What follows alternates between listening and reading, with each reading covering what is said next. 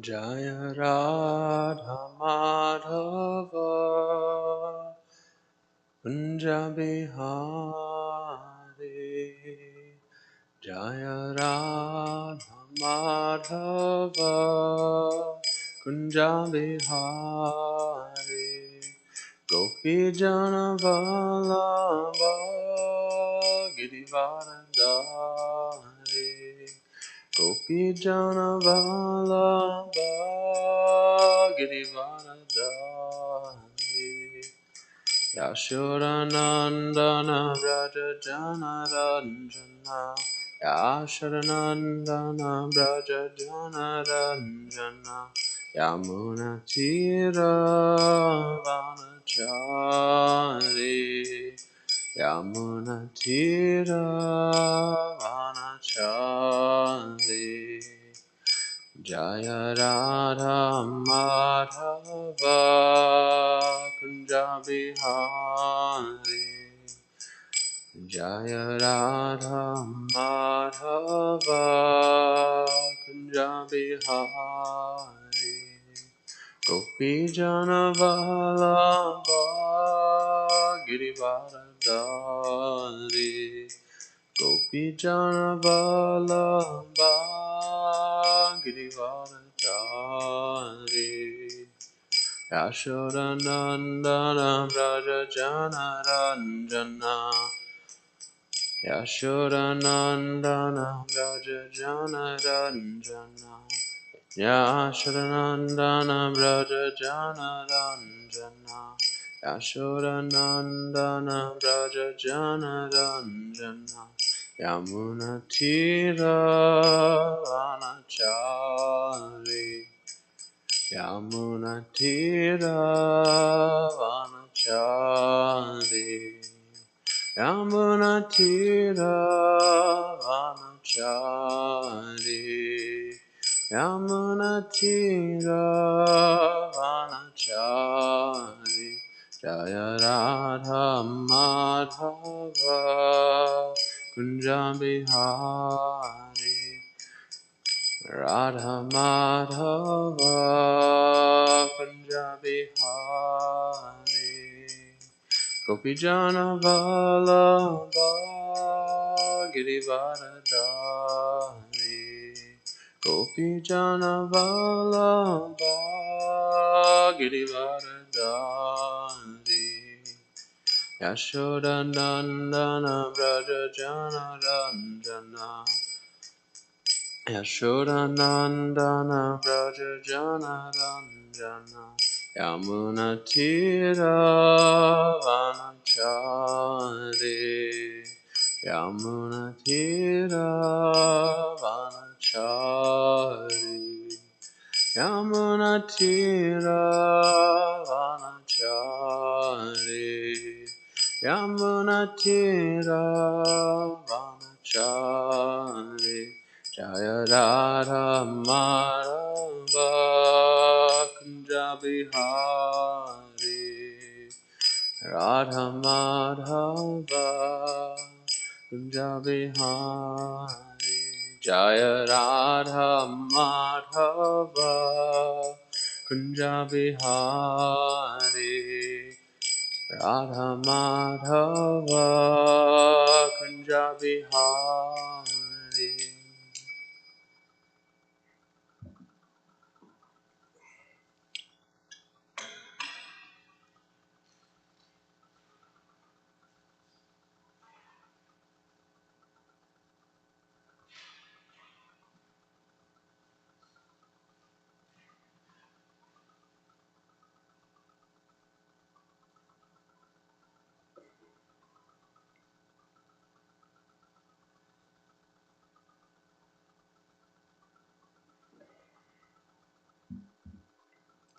Good morning. Welcome to Srimad Bhagavatam class.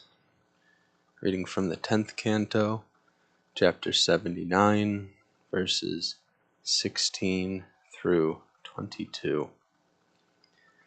Om Namo Bhagavate Vasudevaya. Om Namo Bhagavate Vasudevaya. Om Namo Bhagavate Vasudevaya.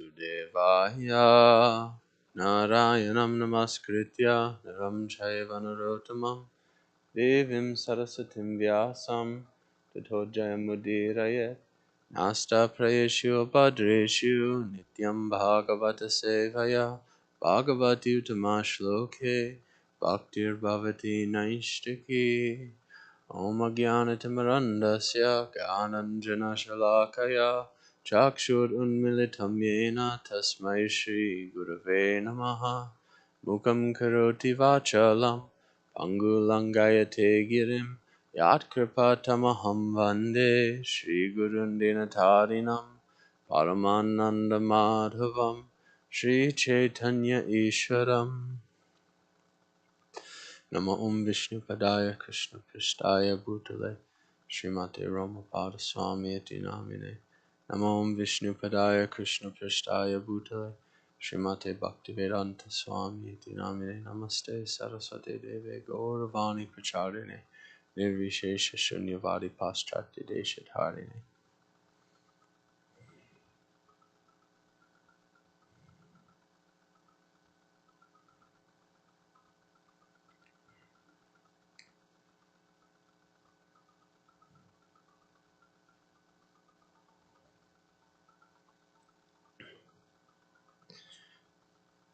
Tatrayutamadadhenur Brahmanebhyo halayuda Kritamala tamraparnim Malayam chakulachalam.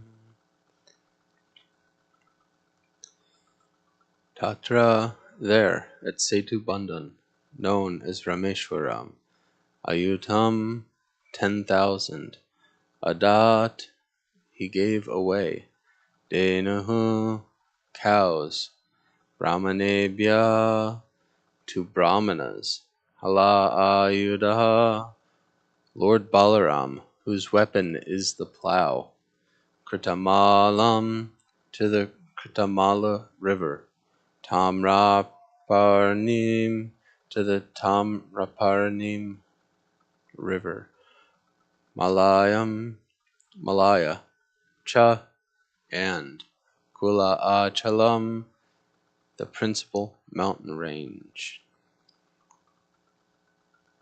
This is verse 16 that we chanted, and this is verse 16 and 17 that we're reading. There, at Setubandha, Rameshwaram, Lord Halayuda gave Brahmanas 10,000 cows in charity. He then visited the Kirtamala and Tamraparni rivers and the great Malaya mountains.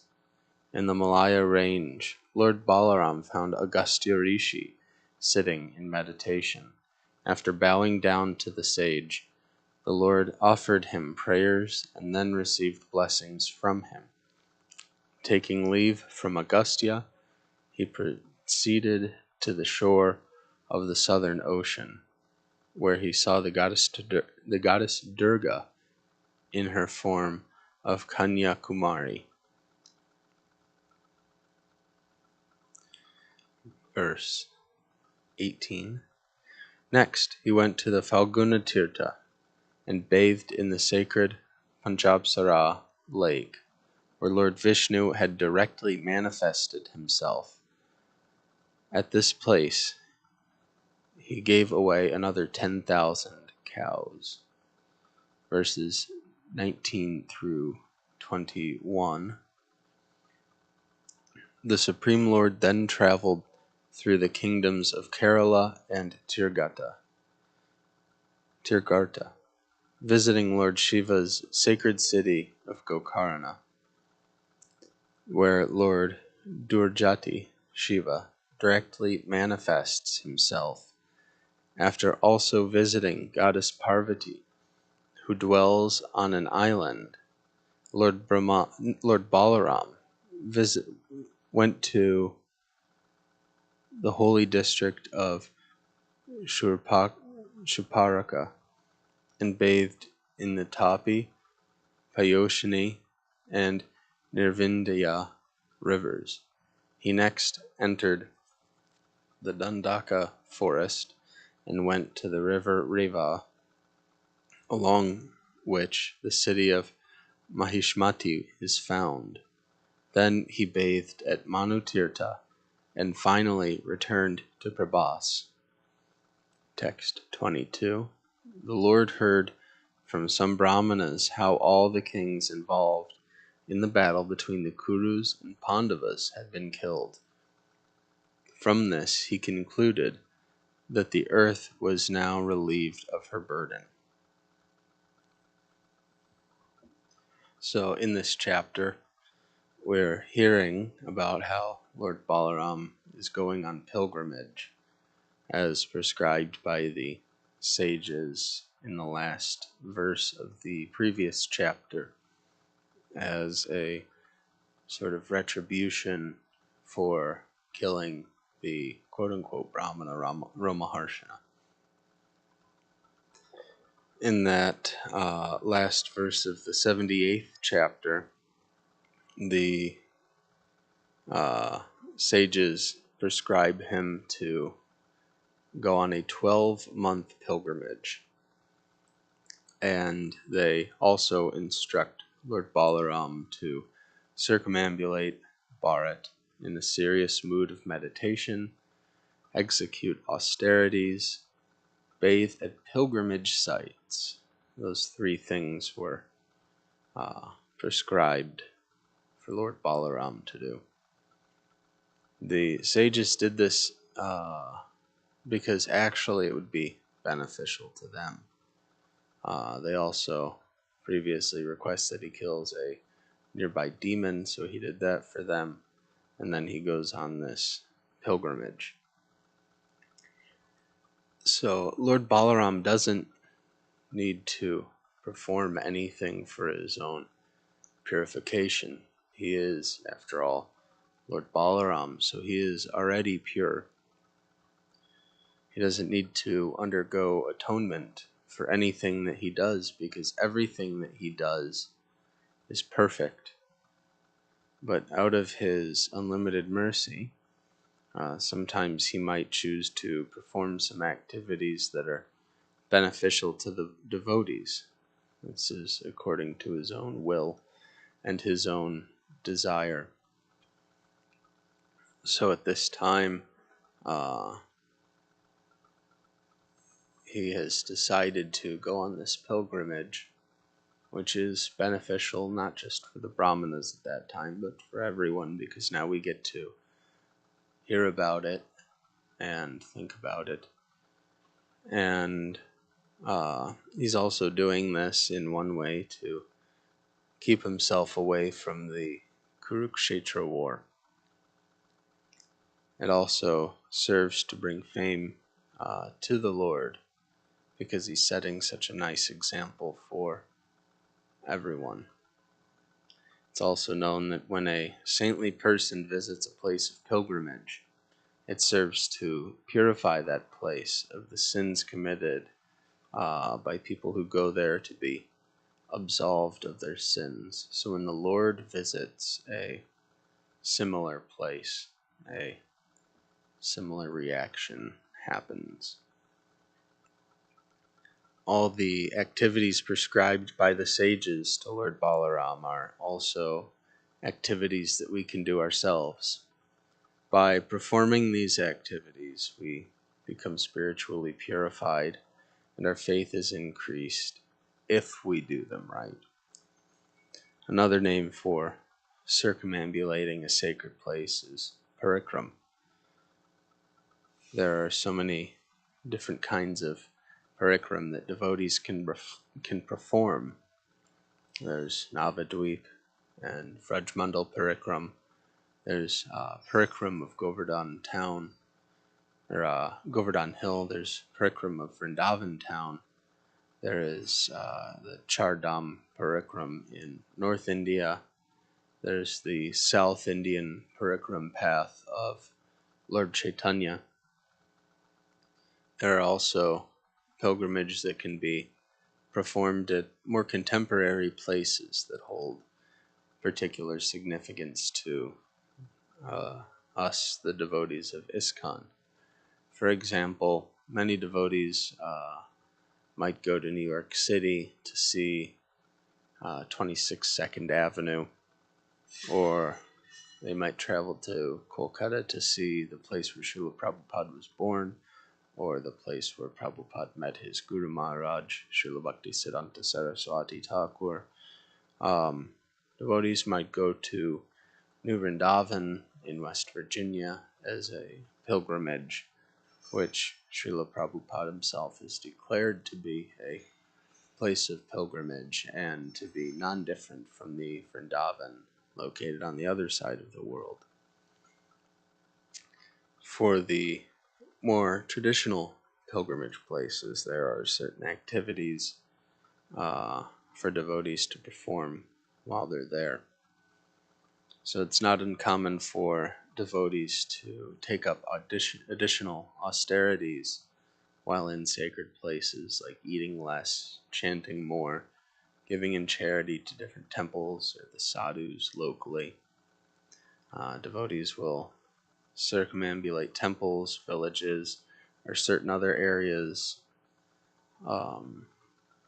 It's recommended to do so barefoot if possible, and it's required to keep the object that you're circumambulating to the right side.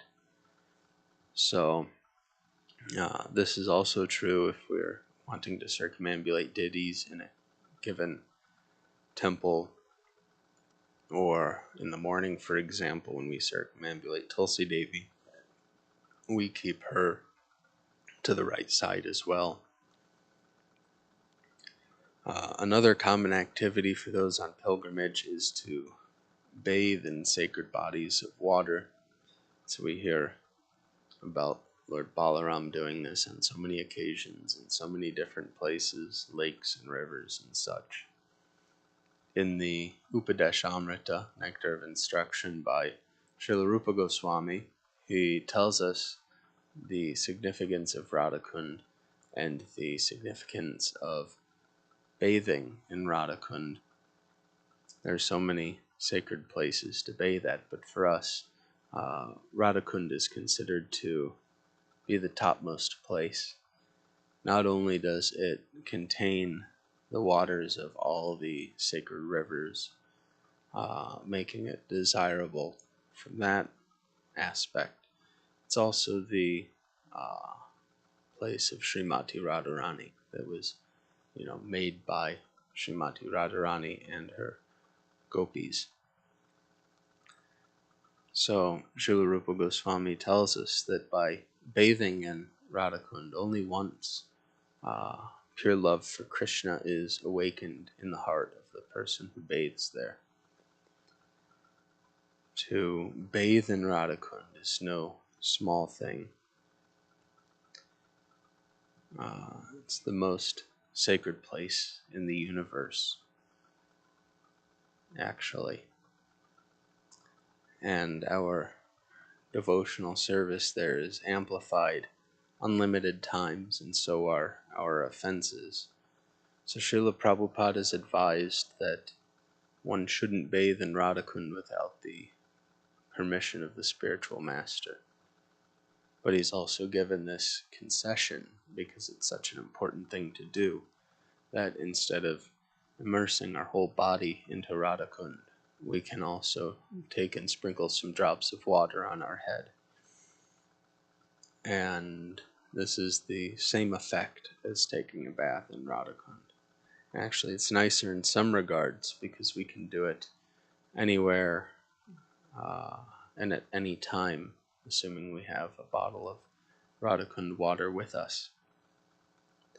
There are plenty of other places to bathe as well. Many devotees make it a point to bathe in, or at least sprinkle some water from so many different places on their head.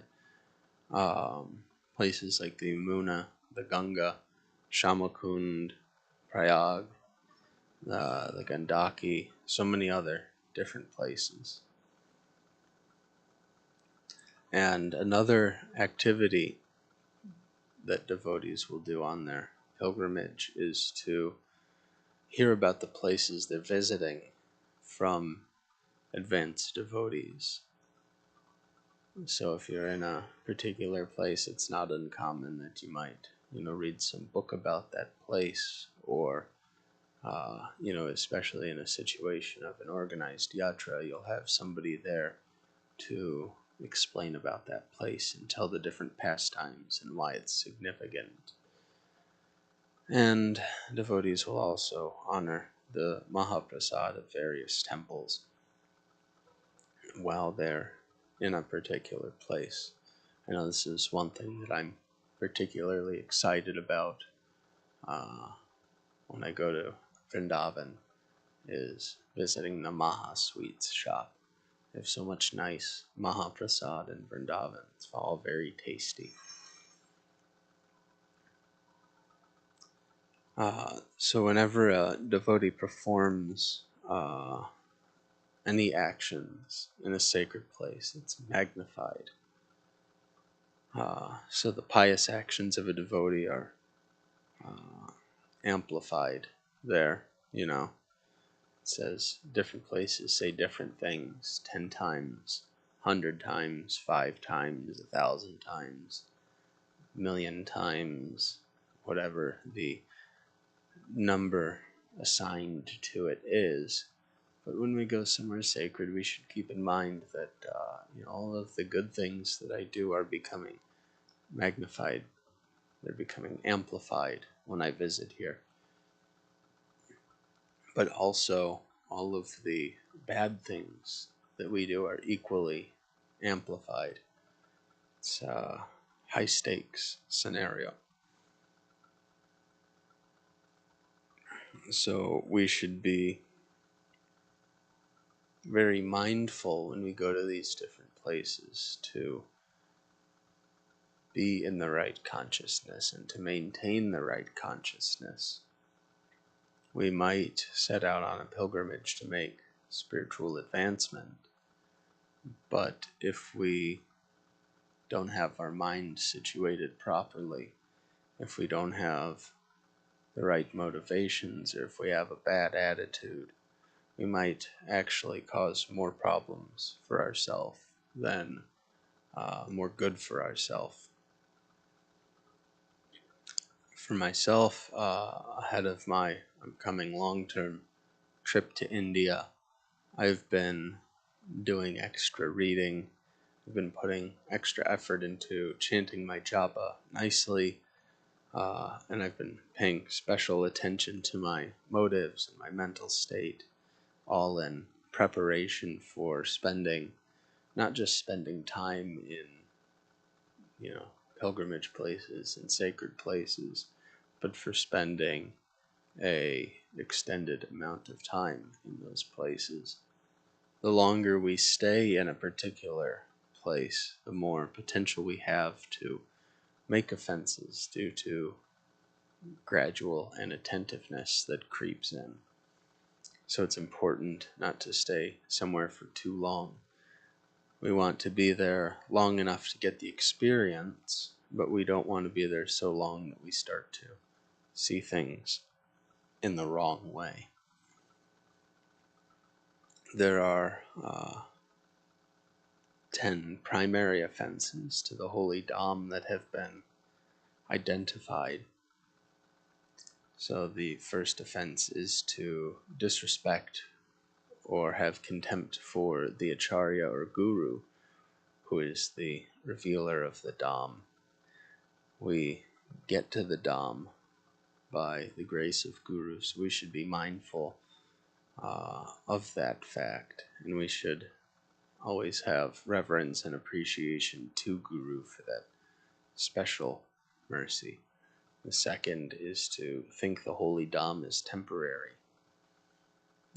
Actually, any Dham or place of the Lord's pastimes is a transcendental place.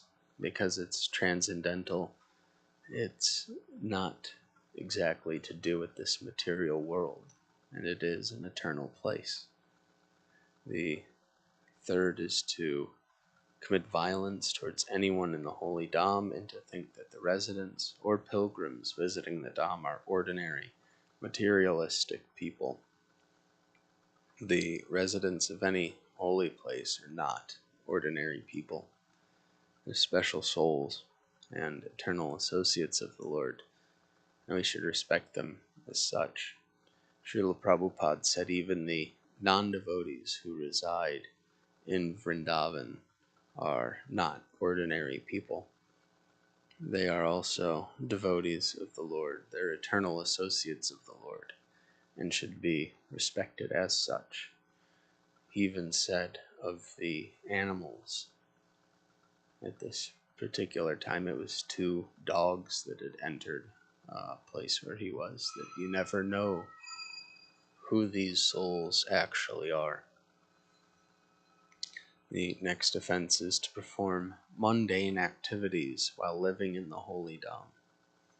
We don't go to sacred places to do ordinary things. And because sacred places aren't ordinary places, we shouldn't act as if they are ordinary or do things that we would do in an ordinary place. The next offense is to earn money or make a business from deity worship or chanting the holy names of the Lord. If we aren't doing ordinary things in the Dham, then we shouldn't expect the fruits of doing ordinary things for transcendental things. It's not uncommon to meet people who make their livelihoods in the Dham from things like deity worship or doing professional kirtan. But we shouldn't do this for ourselves. But we should also keep in mind that the residents of the Dham, even if they're doing things that we ourselves shouldn't do, are not ordinary people. And we should refrain from judging them.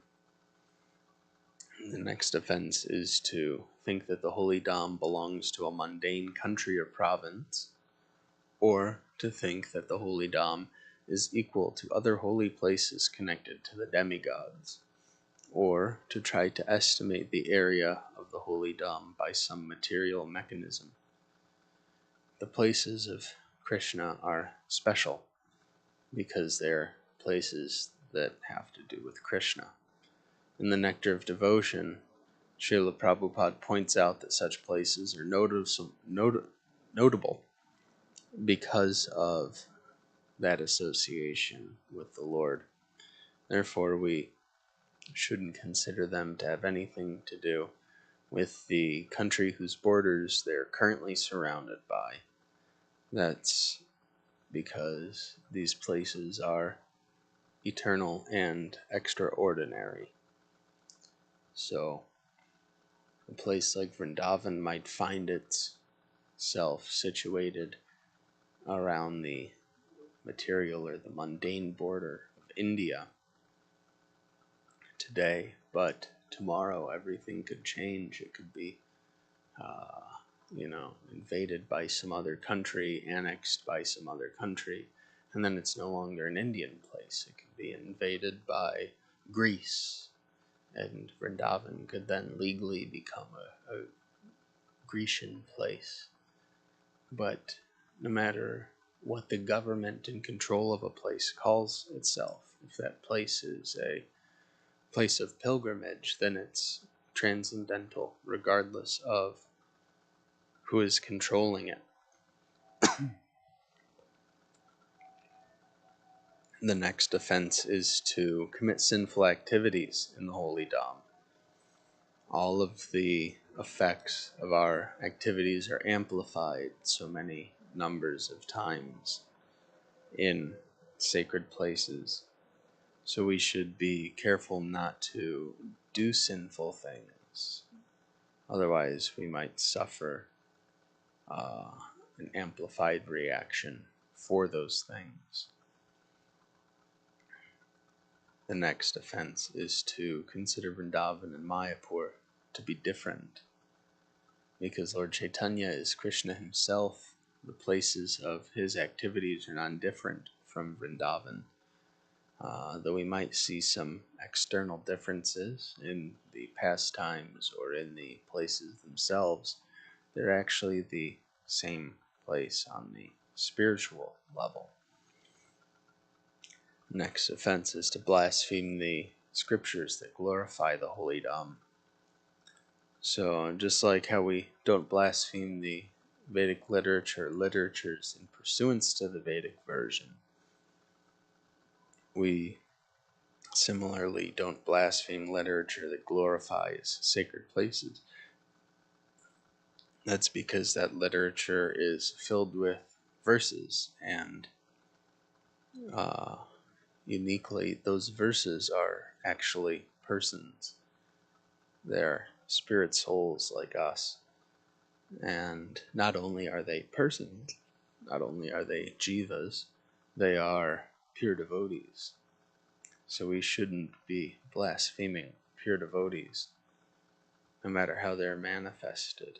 And we shouldn't blaspheme the Dham by proxy of blaspheming the glorifications of the Dham. The next offense is to be faithless and to think that the glories of the holy Dham are imaginary. Similar to not believing the glories of the holy name, we should not think that the Dham are exaggerated or made up. If we have some doubt to the extraordinary nature of the Dham, this isn't a fault of the Dham, but a fault in ourselves. It's our own lack of faith, not a lack of glory or extraordinary power by the Dham. So we shouldn't go to the Dham and see it with mundane eyes. In this age of Kali, there's lots of irreligious things happening, and some of those things happen in sacred places, but it isn't a reflection on that place itself. The sacred places, the Dhams, the Tirthas, are always pure and transcendental. When we see a degraded condition, or when we see degraded things happening, actually what we're seeing is a reflection of ourselves, a reflection of our own lack of purity. It's a built-in defense mechanism for the Dham, meant to keep out the ineligible. If we lack the proper qualification to enter the Dham, then the shields of the Dham will act as a mirror and reflect back to us all of the unclean things that are still harbored within the heart. For example, for someone who is pure, who has undergone the proper purification and has a clean heart, who isn't contaminated materially, the Dham reveals itself, and the pastimes that take place there to that person. But because of the ineligibility of somebody who is impure, they're not going to see these eternal pastimes. Now, for some who are a little more keen on Sanskrit, they'll notice that there's a difference between a place called a Dham and a place called a Tirtha. And in this verse, the word Tirtha, or in these verses, the word Tirtha is used. So a Dham means the place where the Lord manifests himself and is eternally performing his pastimes. And Tirtha means a sacred place of pilgrimage, not necessarily a place where the Lord manifests himself in that same way. Actually, this temple is a Tirtha. Every temple is a Tirtha, no matter where they are at. And despite this difference on one level, both Dhams and Tirthas are places we should regularly try to visit. They're both spiritually significant. we should also follow these same guidelines and standards set for the Holy Dham when we're visiting a tirtha. Because just as our activities are magnified in the Holy Dham, they're similarly, though maybe not as intensely, magnified in the tirthas. It takes a special type of person to live in a tirtha, to live in any sacred place. So Srila Prabhupada has said in a purport in the 3rd canto, places of pilgrimage are meant for eradicating the sins of pilgrims, and they are distributed all over the universe, just to give facility to all concerned for attaining pure existence and God realization.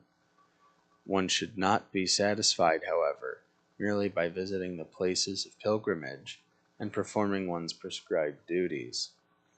He should be eager to meet the great souls who are already there, engaged in the service of the Lord. In each and every place of pilgrimage, the Lord is present in his various transcendental forms. It is also said in a conversation on the 1st and 12th cantos. If you go, just like there's Vrindavan, and here is New Vrindavan. But if you spend $10,000 and go to Vrindavan, then it is pilgrimage. He's saying this with a hint of sarcasm because there's some laughing going on. He said, and here is Vrindavan Chandra, so that is not very important. You have to go far, far away, then it will be pilgrimage. In India, there's Ganges in Calcutta, but they go to Haridwar. Then it is pilgrimage. The same Ganges coming from Haridwar. So we should remember to have the right perspective, that there are places of pilgrimage everywhere, sometimes much closer than we might assume. They are there for our purification and to do Krishna conscious activities in, and we should behave nicely when we're in these places. We shouldn't think of one place as better than another or more advanced than another place or more important than another place. But we should always behave in a Krishna conscious manner, knowing that, okay, this is a sacred place to do with Krishna, no matter what place we're at. So, out of Lord Balaram's mercy, he's doing this pilgrimage, and he's showing us by his example what we should do and how we should act while on pilgrimage. He's purified all of these places by his presence, and he's made these places even more significant by his visiting them. And out of Lord Balaram's mercy, we're so fortunate to be reading this chapter, to be discussing this chapter ahead of his appearance day, so we can have even more nice meditation on Lord Balaram ahead of that special day of Lord Balaram. So with that,